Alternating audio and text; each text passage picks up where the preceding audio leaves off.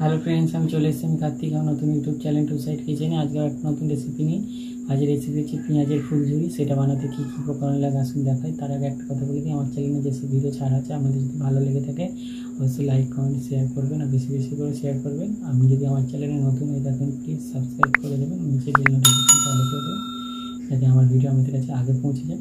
তাহলে চলুন পেঁয়াজের ফুলঝুরি বানাতে কী কী উপকরণ লাগে আসুন দেখাই।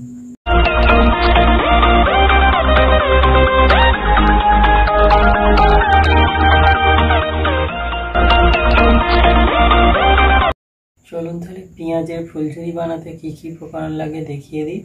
তার আগে একটা কথা বলে দিই, ভিডিওটা প্রথম থেকে শেষ অবধি দেখার জন্য অনুরোধ রইল। তাহলে চলুন ফুলঝুরি বানানোর জন্য কী কী উপকরণ লাগে দেখিয়ে দিই। এখানে আমি 5টা পেঁয়াজকে এইভাবে কেটে নিয়েছি। পেঁয়াজের আমি এটা কাটিনি, শুধু পেঁয়াজটাকে এইভাবে কেটে নিয়েছি। 4-5টা কেটে ভালো করে ধুয়ে নিয়েছি।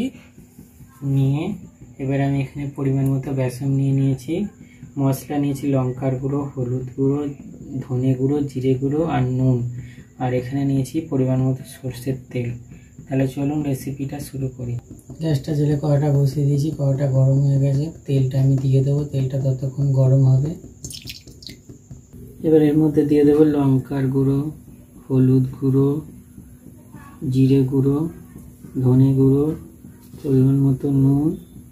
ভালো করে মিশিয়ে নেব। মিশিয়ে জল দিয়ে একটা খুব পাতলা না খুব মোটা না একটা ব্যাটার বানাবো। একটা করে পেঁয়াজ নেবো, এইভাবে রাখবো বেসনের ওপরে। বেসনটা এইভাবে দেবো যেন পেঁয়াজের ভেতরে পুরোটা ঢুকে। এবার তেলের ওপর দিয়ে দেবো। এইভাবে সবগুলো রেডি করে তেলের ওপর ছেড়ে দেবো। উল্টে পাল্টে লাল করে ভেজে নিয়েছি। এইভাবে সবগুলো ভেজে নেব, এটাকে তুলে নেব। দেখুন আমার পেঁয়াজের ফুলঝুরি রেসিপিটা রেডি হয়ে গেছে। এই রেসিপিটা যদি আপনাদের ভালো লেগে থাকে অবশ্যই লাইক কমেন্ট শেয়ার করবেন ও বেশি বেশি করে শেয়ার করবেন। আর প্লিজ সাবস্ক্রাইব করে দেবেন, আমাদের পাশে থাকবেন। চলুন তাহলে দেখা হচ্ছে নেক্সট ভিডিওতে। আর একটা কথা, এই রেসিপিটা যদি ভালো লেগে থাকে বাড়িতে অবশ্যই ট্রাই করে দেখবেন। সন্ধেবেলা চায়ের সাথে বা মুড়ির সাথে খুবই ভালো লাগবে।